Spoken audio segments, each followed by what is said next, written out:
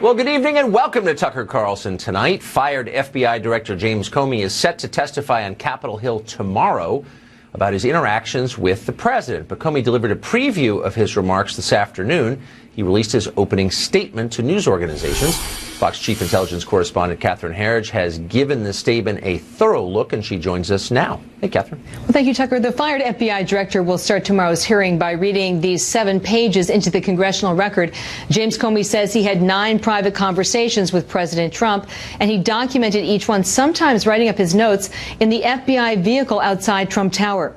In January, Comey volunteered the incoming president was not under investigation. And later that same month, at a private dinner, now President Trump asked the FBI director if he wanted to stay on. Quote, the president said, "I need loyalty. I expect loyalty. I didn't move, speak, or change my facial expression in any way during the awkward silence that followed," Comey writes. "We simply looked at each other in silence." Later in the conversation, the president returned to the subject. "I need loyalty." I replied, "You will always get honesty from me." He paused and then said, "That's what I want. Honest loyalty." I paused and then said, "You will get that from me." A day after the National Security Advisor Mike Flynn resigned in February, Comey said the president asked him to let go of Flynn's investigation, not the broader Russia case. Comey said it was very concerning, but no further action was taken. And tonight, the president's personal attorney says he feels totally vindicated. Tucker? Catherine Herridge, thanks a lot for that. You're welcome. Well, Jim Comey isn't coming to Capitol Hill until tomorrow, as we said, but there was plenty of drama at the Senate Intelligence Committee today nonetheless. Here's a selection of what happened. And there are reports out in the press that the president separately appealed to you, Admiral Rogers, and to you, Director Coates, to downplay the Russia investigation. I have never been pressured. I have never felt pressure to intervene or interfere in any way and shaping intelligence in a political way. Today, I am not going to talk about theoreticals. I am not going to discuss the specifics of any interaction or conversations I may or may not. If I could finish, sir, please. That I may or may not have had with the President of the United States. Is there an invocation by the President of the United States of executive privilege? Is there or not? Not that I'm aware of. Then why are you not answering our questions? Because I feel it is questions? inappropriate, Senator. What you feel isn't relevant, Admiral. Meanwhile, outside the committee room, Comey's written remarks have driven the usual hotheads all the way to the edge and sometimes past it. Congressman Al Green of Texas went on the House floor and declared that he's going to start drawing up articles of impeachment this minute before the former FBI director even testifies. He made it very clear that he was going to fire Mr. Comey regardless as to what anyone else called to his attention. If no one else does, I will file articles of impeachment to impeach President Donald J. Trump for obstruction of justice. Well, meanwhile, the ratings bonanza on the left-wing cable channels continues as anchors and analysts compete to out-hyperventilate each other. This scandal is big, they're telling us, bigger even than you guessed it, Watergate. Donald Trump is not nearly as effective at presiding over a cover-up as Richard Nixon was. Watergate pales, really, in my view, as compared to what we're confronting now. Tonight, we have arrived at Watergate. This is Watergate. Well, you probably knew this already, but the TV business tends to draw hysterics, attention seekers, and hyperbole merchants. We work here, so we can tell you that for certain. But at overheated moments like this, it is worth taking a few steps back and considering what's really going on. Let's start with Watergate. Is this Watergate? At the heart of that scandal, there was an actual crime. Burglars broke into an actual building that held the Democratic Party's headquarters. President Nixon likely knew about that. He attempted to sabotage the federal investigation into it, and he lied during the cover-up. When those lies were exposed, he had no choice but to resign. What's the alleged crime here? Well, the alleged crime is that President Trump secretly collaborated with the government of Vladimir Putin in order to substitute Russian priorities for American priorities. In other words, that he acted as a foreign agent against this country's interests. Now, if that's true, it's a betrayal of America. It's a moral crime, and the president deserves whatever punishment he gets. If it's not true, then this is the grandest and most grotesque farce in American history. It's a witch hunt that's hurting people and paralyzing our government. There's no middle ground here. It's one or the other. Now, at this stage, there is precisely no evidence that a crime has taken place, none at all. So put yourself in the position of the accused for just a minute. Imagine you're not a Russian agent, but every day virtually the entire media and virtually everyone in power suggests that you are.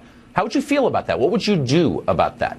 Let's say your FBI director had informed you and members of Congress that you were not personally under investigation. Well, you'd probably want him to tell the country the same thing, since after all, it's true and it's exculpatory and it might lower the temperature a little bit. Now, that could be an uncomfortable conversation with your FBI director, but you'd seen the same FBI director publicly characterize the state of other investigations. So you know there's precedent for that. So you ask him. Now your political enemies are using that request as evidence that you're guilty of the crime you wanted the FBI director to admit you're not being investigated for. Imagine if that happened to you. You might go a little bit crazy. And come to think of it, maybe that was the whole point of this exercise. Congressman Eric Swalwell is a Democrat from California. He's been pushing this Russia story from the very start, and he joins us now. Congressman, thanks for coming on. Good evening, Tucker, from your studio in Washington. So I'm glad to see you there. Yeah. We're supposed to be shocked by this Comey statement that the president asked him on a couple of occasions to tell the public what he'd already told the president himself and members of Congress, that the president was not the subject of an FBI investigation person. In other words, he pushed Director Comey to tell the truth. Why is that a scandal exactly?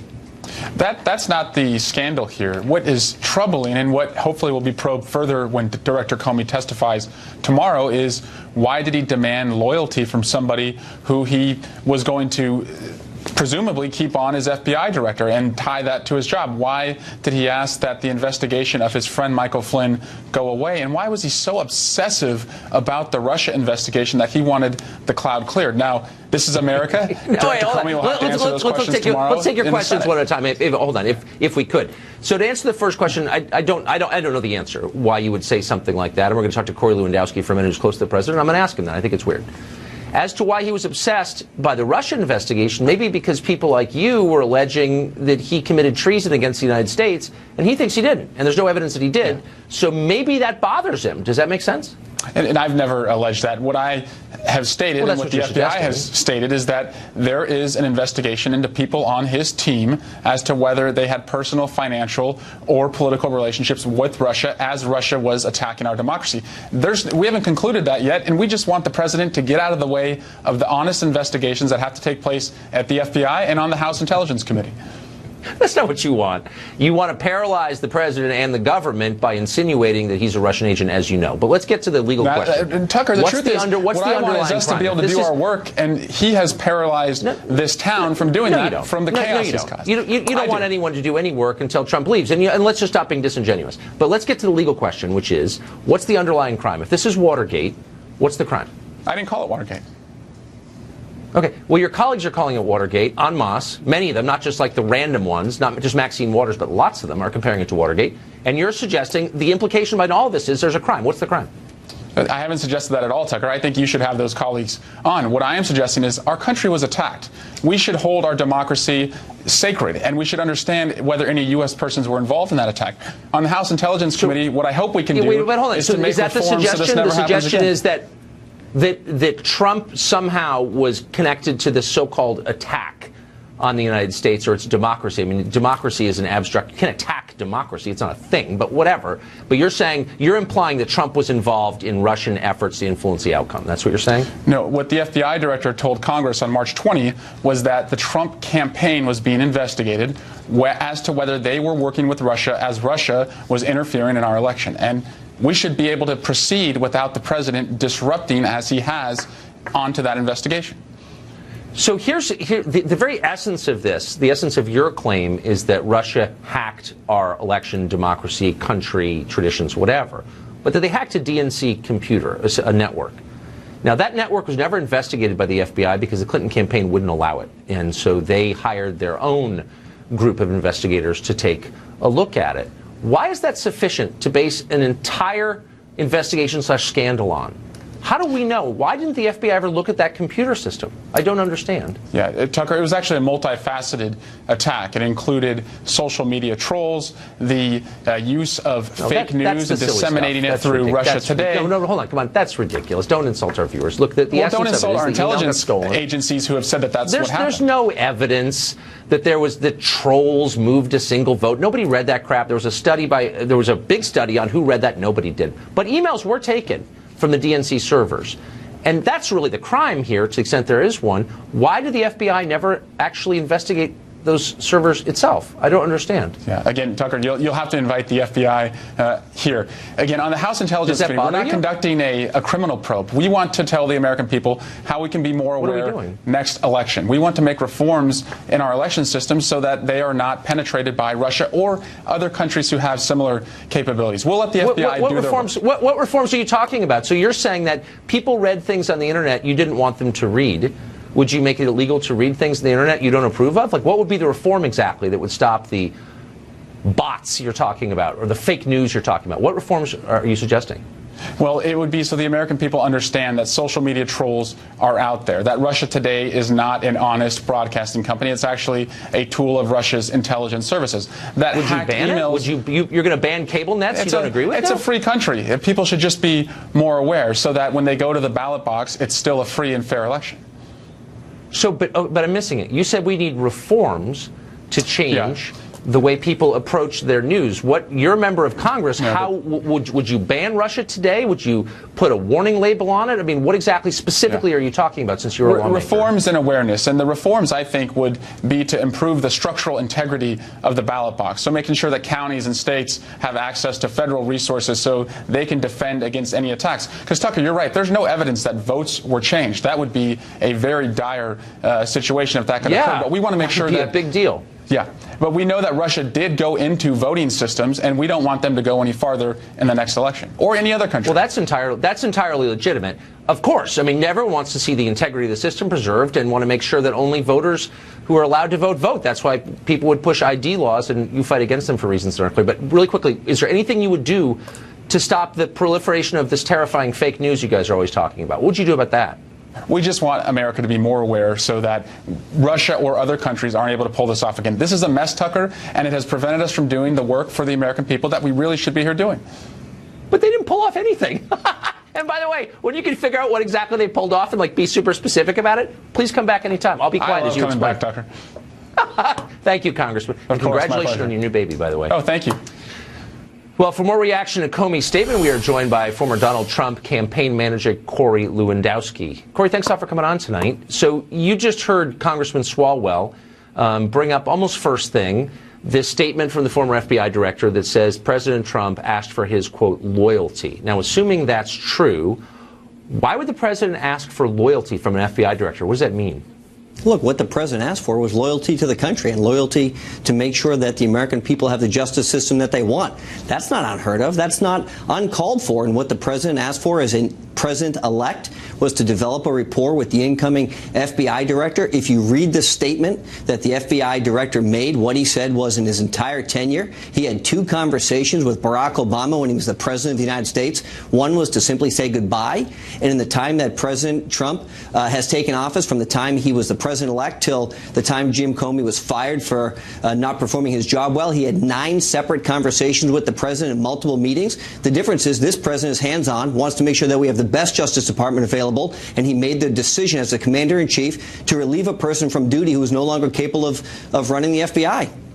Well, that's for sure, and you'll get no disagreement from me, or, by the way, privately from a lot of Democrats. They thought that Comey was out of control because he was. Why, though, would the president have asked the attorney general to leave the room before he spoke to the FBI director? Look, it's very possible the president wanted to have private conversations, and the president has that prerogative and is entitled to have those conversations. But what's important, Tucker, as you know, is when Director Comey appeared in Trump Tower in January, prior to the president even being inaugurated, he informed the president that he was not under investigation in any way, shape, or form. And it's important I read this. He said, "I should be prepared to assure President-elect Trump that we were not investigating him personally. That was true. We did not have an open counterintelligence case on him." It's very clear the president President-elect, and now President Trump, has never been under FBI investigation, and the President cited that on 3 separate occasions when he dismissed Jim Comey for his lack of ability to continue to lead the FBI, that on 3 occasions, Director Comey informed the President he was never under investigation. Right. No, I think that's definitely one of the headlines here. Another headline today is that apparently the Attorney General of the United States does not have the support of the President. The White House press secretary was asked today to affirm the President's support for Jeff Sessions, and he wouldn't. Why is that? Look, I think what we know about this president and what we know about Sean Spicer is it's very clear that the president speaks for the president. And this is a president who has been exceptionally accessible to the media, whether it's through print media or broadcast media or through his Twitter accounts. And the president will speak for himself when he believes it necessary to do so. And I think it's fair that the president will have the ability to answer if he continues to have the faith of Jeff Sessions or not. Right. Do you think the president understands that Sessions isn't just another guy who works for him, but maybe the one guy who really understands why he got elected, and that he was key to the president's election, and that if he fires Jeff Sessions, a lot of his supporters will say, you know what, I'm out? I mean, does he see Sessions that way? Look, Jeff was one of the, as you know, the very first U.S. senators to endorse President Trump. Right. He was with us in Mobile, Alabama in August of 2015. Senator Sessions then, and now Attorney General Sessions, has been a steadfast supporter of this president and the agenda which he wants to move forward, which is immigration reform and tax cuts and repealing and replacing Obamacare. And what we know is that Jeff Sessions is an individual who has the utmost integrity and is going to do what is right. But as you know, every individual who is confirmed by the U.S. Senate serves at the will of the president. If the president decides to make a decision to change that, that's his prerogative. That would be a grave mistake, and I hope that doesn't happen. That's my view. Anyway, Corey, thanks a lot for joining us tonight. Thank you. Barack Obama was in Montreal, Canada today and used his visit to another country to bash his successor. Up next, we'll talk to Mark Stein about Obama's fear-mongering about fear. Also, California Governor Jerry Brown isn't happy about the president's withdrawal from the Paris Agreement, so he went to China to make his own climate deal. California used to be a state. It's now a country. Will it declare war on somebody? We'll talk to a close associate of the governor coming up. The world is at an inflection point. We are going to be inviting in those who argue that democracy doesn't work, that restrictions on the press are necessary, and that intolerance and tribalism and organizing ourselves along ethnic lines are the answer to today's challenges. And extreme nationalism and xenophobia and the politics of us versus them. Isolationism or nationalism, where they can suggest rolling back the rights of others. Openness to immigrants and refugees. That's fundamental to who we are. I am convinced that the future does not belong to strong men. Blah, blah, blah, blah, blah. That was, of course, former President Obama. You heard him talk for years. He was in Canada today in Montreal, where he delivered a dark speech obliquely attacking the president who replaced him and warning about the rise of something called a politics of fear, whatever that is. Mark Stein is a columnist, best-selling author, and a Canadian. Best of all, he joins us now. So, Mark, here you have a president who invited Al Sharpton to the White House as a domestic policy advisor more than 80 times, lecturing us about ethnic politics and tribalism. Like self-awareness somehow doesn't exist for this guy? No, he always does this bloodless Mr. Spock routine that everyone else is motivated by emotions and opinions, and he is the only one who uses reason and logic. And he does this whole kind of dispassionate thing. Apparently there's a big market for it in Montreal. 6,000 people showed up to hear this speech. I think there's never been a better time to be a unilingual francophone in Quebec. Because everything he said was in a condescending, superior put down of the world he left behind, essentially. Well, that's really the question. Does he understand the world he left behind? He hates Donald Trump. Donald Trump got elected because of Barack Obama. I wonder if he knows that. No, I don't think he's worked that out. It's interesting to me that his great theme is that America has turned inward and it's become nationalistic and isolationist and turned away from the world. That's what I heard all around the planet during the 8 years of the Obama regime. It didn't matter whether you were in Eastern Europe, where they missed Bush, in the Middle East, where they missed Bush, in India, where they missed Bush, in Singapore, where they missed Bush, in Australia, where they missed Bush. Whatever you feel about George W. Bush, he had relationships with world leaders. He didn't get on with Jean Chrétien in Canada. He got on fabulously with Tony Blair in London and John Howard in Australia. Obama got on with nobody. Not the Gulf monarchies, the Saudi king, not Eastern European prime ministers, not British prime ministers. During those 8 years, Obama, in effect, turned away from the world, and the world largely went to hell on his watch. It's just the internal contradictions in the speech are so overwhelming. He says, look, tribalism and nationalism are dangerous, but we need a lot more immigrants and refugees. If you wanted to create nationalism, it seems to me you would do what Obama did for 8 years. Yeah, I think that's true. And in fact, it has led to tribalism. And that's a very good way of putting it. And in fact, the Democrat Party, what is identity politics, which was the strategy that cost Hillary Clinton the election? That's tribal politics. You vote, you don't vote as a citizen. One of the great things, since he's in Canada, one of the great things that binds the English-speaking world is that common law does not place great emphasis on group rights. It's about the individual equal before the law. The Democrats come along and say, no, what matters is whether you're Muslim, or what matters is whether you're transgender. They lost the election because they tribalized the electorate. I think that's exactly right. And it's a cul-de-sac with a really ugly ending. Mark Steyn, it is always an honor to have you on the show. Thank you for coming. Thanks a lot, Tucker. And you didn't miss anything in Montreal, I can tell you that. I didn't think I did, but thanks. We'll have 40 years of Obama speeches to look. California is mad that President Trump pulled out of the Paris climate deal, so they've decided to go and sign their own climate deal with the Chinese government. Should American foreign policy be independently handled by 50 different governors? We'll talk about it with one of the governor of California's supporters. Stay tuned.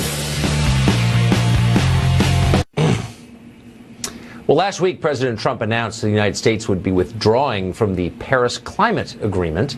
California Governor Jerry Brown was so upset about this, he predicted that God, in effect, would visit the 12 plagues upon the earth in response. Watch.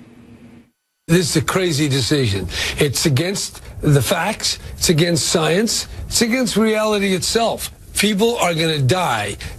Habitat will be destroyed. Seas will rise. Insects will spread. Well, now Governor Brown says that California will join the Paris deal, even if the federal government won't. While visiting China for a clean energy conference, Brown signed an agreement with the Chinese government in which the two, one a state, one a country, agreed to collaborate in reducing emissions. The Chinese laughed, but Brown didn't hear it. Is California its own nation now? Ethan Behrman is a radio show host in Los Angeles for the famous KGO, and he joins us tonight. So, Ethan, I grew up in California when it was a state. It was one of 50 states. And now, I guess, Governor Brown has gone rogue, declared himself emperor, and you're a country negotiating international treaties. What happened?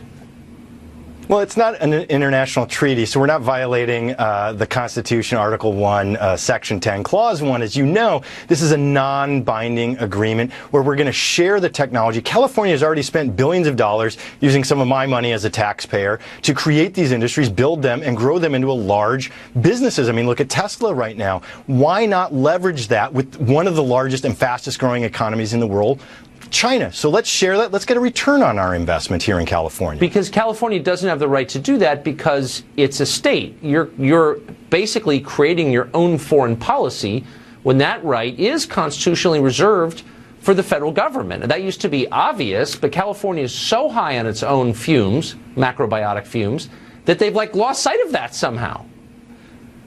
Yeah, no, but again, this is a non-binding agreement. Cities and counties and states have already been doing this for decades now. There's nothing new about this. If he had signed something that said it was a binding agreement, you and I would actually be in total agreement that that would be violating the Constitution. But here, why not? Why not get a return? Why not lead in this country since D.C. doesn't want to lead? Why not lead in the 21st and 22nd century energy sources instead of what the president is doing, which is falling back to 16th century energy sources, focusing on coal? Would you ever declare ownership of Camp Pendleton and say declare war on Mexico? I mean, like, what other unilateral decisions is, I mean, just to prepare us for the future. I mean, you guys have decided we're not following federal law. We're entering into agreements, even non-binding ones, with other nations. So, like, the next step would be war, right? Your own uniforms? No, although remember, governors are in charge of National Guards. That's a separate topic. But no, obviously, we're not going to take Camp Pendleton and attack Mexico. No, again, I mean, Tucker, really, you and I both want our economy to grow, right? Sorry. I mean, okay. Why would we not want to grow our economy? Why not create more jobs in a sector that already has 8 times as many jobs as the coal sector does anyway? Let's move forward. Let's grow. Let's take advantage. Why not get some of that money back from the Chinese that they're holding of ours? This is a great way to do it. It's sharing technology. It's opening markets. And it's building our economy here in California, which benefits the rest of the United States. I mean, this is hilarious again. On so many levels. Of course, a lot of that technology, the green technology that you refer to, is subsidized by federal dollars. You, as Obama said, you didn't build that. The rest of us did. So you're taking an investment from the other 49 states and making money on it, and then claiming moral credit for it, and then wagging your finger at the rest of the country and saying we're better than you. I guess we're used to that, but it's annoying. You can see why the rest of the country would be annoyed by that, right? Well, yes. I mean, and the rest of the country is annoyed by a lot of things California does because we lead. We're not sitting back and waiting for things to happen. By the way, California sends more money to D.C. and gets less back than any other state. You know that fact to be true, Tucker. And on top of it all, the federal government coffers. If California companies are going to reap the benefits of the Chinese market, D.C. gets some of that money too. So it's a win-win all the way around. Yeah. You also lead the country in poverty. You have more than any other state. You lead the country in middle-class people fleeing to Idaho. You definitely lead in that category in Scottsdale and Portland, Oregon. So really quickly, if you're upset about climate change and you believe it's being driven by CO2 emissions, you think carbon dioxide is a poison like arsenic, why would you sign an agreement with the world's largest polluter, China, that allows them to continue to pollute for another generation? How does that help with global warming? Well, the agreement signed today doesn't say what you just said, Tucker. It's a sharing of technologies. It's a sharing of information. It's an opening of markets to one another and ensuring I'm referring to the Paris Agreement that Governor Brown is scolding Trump for pulling out of, which allows the Chinese to continue increasing their CO2 emissions for another generation. So that doesn't really make sense why you'd want to give the world's biggest polluter a pass or political cover, as Brown just did. Why would he do that? Does he have some weird agenda we don't know about? Well, actually, that's why today's move is an improvement over the Paris Climate Agreement. I agree with you. There were problems in the Paris Climate Agreement. They weren't strong enough. It didn't push hard enough on China. It didn't push hard enough on India. I actually agree with you on that portion of it. So that's why today is so important, because remember, in the Bay Area in particular, there was a study just a couple of years ago, 1/3 of all of the air pollution being measured in the Bay Area was actually coming from China. So anything that we can do to help them, to help lead them down the path of cleaner energy, benefits Californians, benefits the rest of the United States. I think you're right about that, but sucking up to them and giving them a propaganda coup is probably not the same as getting them to stop polluting, but whatever. Ethan, it's great to see you tonight. Thank you, and good luck in your state/country. Well, a gun group's lawsuit against Katie Couric was recently dismissed by a judge because he just doesn't like the gun group's political positions. After the break, we'll talk to a member of that group about what they're doing next. It's an amazing decision you should know about. Plus, what else can we expect during James Comey's testimony tomorrow? We've got a famed former prosecutor joining us with 3 things to watch for as you watch that tomorrow. Well, last year, Katie Couric released a documentary called Under the Gun. It looked at America's firearms laws from a pretty specific perspective, as you can imagine. As part of the documentary, she interviewed a Virginia pro-gun group and then dishonestly represented what they said. Don't take our word for it. Watch this. Here's how the documentary framed their conversation. Let me ask you another question. If there are no background checks for gun purchasers, how do you prevent felons or terrorists from purchasing a gun?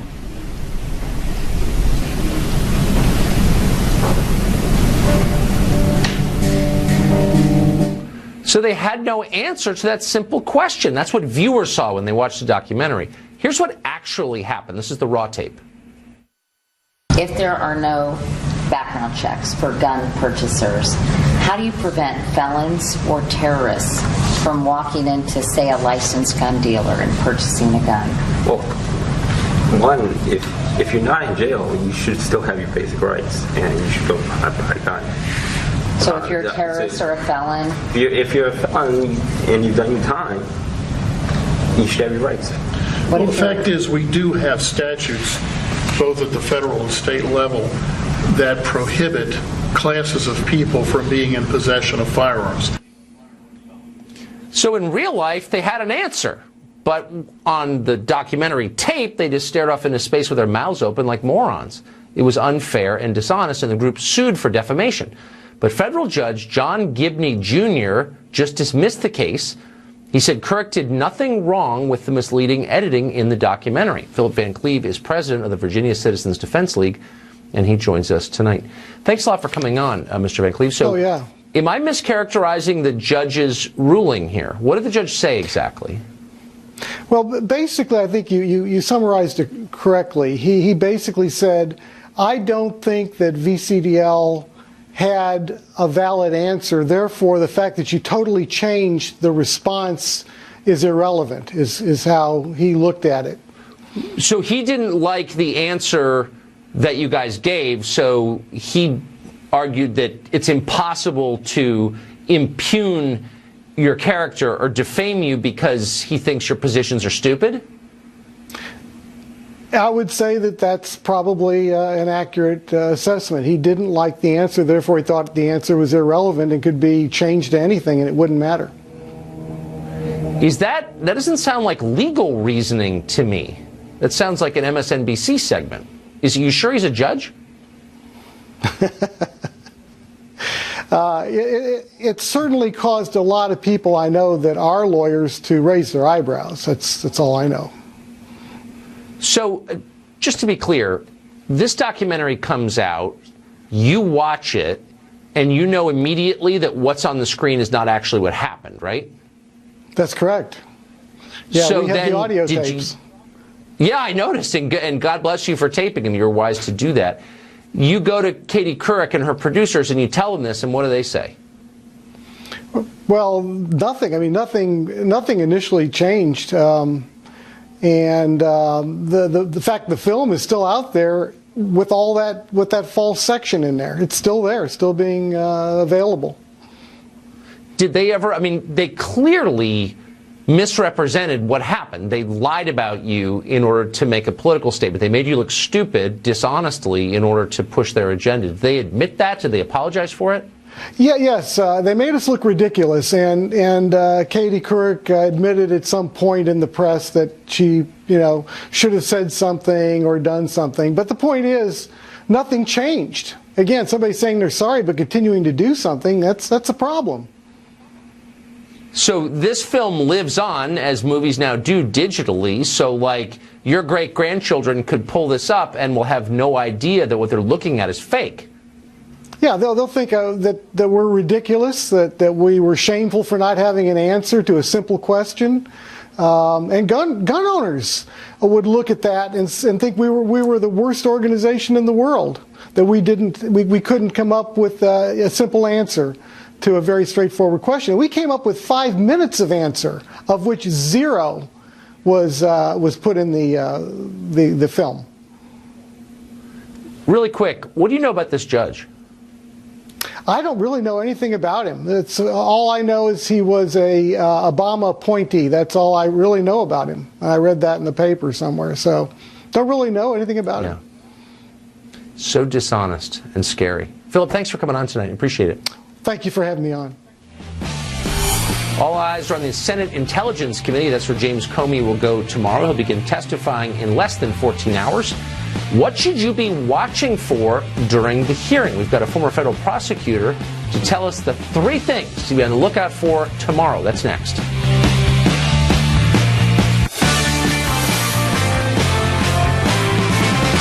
I'm talking about a situation where we were told to stop something for a political reason. That would be a very big deal. It's not happened in my experience. Well, that was Jim Comey a month ago telling the Senate Judiciary Committee the president never tried to improperly influence him in this investigation on Russia. Now he's coming back to the Senate and he may be telling a different story. We'll find out tomorrow. The hearing isn't just going to be on cable news. ABC, CBS, NBC, the broadcast networks are planning to air it live as well. You may be watching tomorrow. What should you be looking for while and after Jim Comey speaks? Joining us to answer that question, Andrew McCarthy is a former federal prosecutor, and he joins us tonight. So a lot of people are interested in this story, but it's a complex, sprawling story with more innuendo than fact. How should we be scoring this at home? What should we look for? Well, I think the main thing, Tucker, that has really confused people about the discussion over the last weeks is the idea that pressure and obstruction of justice are the same thing, and they're clearly not. Actually, if you look at what former Director Comey's testimony says, the case that there was obstruction of justice is much worse today than it was yesterday, and I actually didn't think there was any case yesterday. But I think what people need to understand is putting pressure on a subordinate is not obstruction of justice. The key element of obstruction of justice is corruption. So if you don't have pressure that is motivated by corruption, there is no obstruction. And the president has as much authority or more to exercise prosecutorial discretion as any of the subordinates he has who are U.S. attorneys or FBI agents across the country. So I think to the extent that these two concepts have been conflated, it's important to separate them. Pressure is not obstruction. So by discretion, you mean he doesn't have to sit passively by while people who work for him run these investigations? He can attempt to influence them? Well, he certainly can. But what I mean by discretion is in United States attorneys' offices all across the country every day, prosecutors dismiss cases even though they could be prosecuted for a variety of reasons. They weigh the equities and they decide whether a case ought to be brought or not. If you look at what Trump is alleged to have done here, he went through the calculus that's very much like what a prosecutor does in a normal case. He said, okay, here's what they're accusing this guy of, evidently false statements. But on the positive side of the ledger, you know, he didn't do anything inappropriate with Russia. He's already been laid low. Right. I had to fire him yesterday. He's already been humiliated. Enough is enough. Now, you may not agree with that, but it's not corrupt. And it's the kind of calculus that happens all the time in an exercise of prosecutorial discretion. Interesting. So what else should we look for? Well, I think there's going to be a big to-do about this whole business about whether Trump sought a loyalty pledge from Comey or not. And that I think is a lot more complicated than you would get from what we're hearing people comment about all of this. To a certain degree, the FBI director is a subordinate, to a complete degree, he is a subordinate of the president and does owe the kind of loyalty that an inferior officer owes a superior officer. He has to obey orders, and he's got to carry out policy and the like. I think Comey's quite right that what he really owes the president is honesty, and in actually being honest, that's how you're best loyal to the president. So the question is going to be, what did Trump mean by loyalty? And I think to the extent that people say that loyalty is not a factor in these superior-subordinate relationships, that's not the case. I mean, I hate to editorialize, but I don't know a single person speaking on behalf of the White House who can explain things as clearly as you can. Well, you probably don't want to work there, but it would help them anyway. Andrew McCarthy, thank you for coming on. That was really interesting. Thank you, sir. Mr. Mayor spent 5 years as the CEO of Yahoo. 5 years later, no one is shouting Yahoo about her performance, but she got super, super rich for wrecking that company. How exactly did she do that? We'll tell you coming up. Not a lot of normal people read the New York Times anymore, but they did publish a pretty interesting piece the other day, a lengthy assessment of outgoing Yahoo CEO Marissa Mayer, who spent 5 years running that company and has become one of the most famous business leaders in America, if not the world. The newspaper's assessment is damning proof that her tenure was, in fact, disastrous for just about everybody except for her. From 2012 to 2017, Yahoo cut half of its employees, half. Mayer failed to fix the company's core business models and made a couple of disastrous acquisitions, like buying the blogging platform Tumblr for more than $1 billion, because it's only $1 billion. Yahoo suffered massive privacy breaches and failed to properly address them. Actual users of Yahoo were hurt by that. Mayer tried to bring glamour to the company with a host of weird stunts rather than actually fixing it. She threw a Wizard of Oz themed photo shoot, for example, with top executives that cost $70 grand and embarrassed everybody but her. Then she also tried to glamorize herself, mostly. In fact, in 2013, she did a photo shoot for the fashion magazine Vogue. Morale at the company was poor, and Mayer was apparently prone to making petty decisions. She allegedly refused to sign Gwyneth Paltrow as a food blogger because Paltrow didn't have a college degree. Somehow that was important. A lawsuit accuses her of discriminating against men. In short, it was a gigantic disaster from start to finish. Yahoo's core business is set to be bought next by Verizon a month from now for less than $5 billion. It was once worth more than $100 billion. So surely this failure has been harmful to Mayer, right?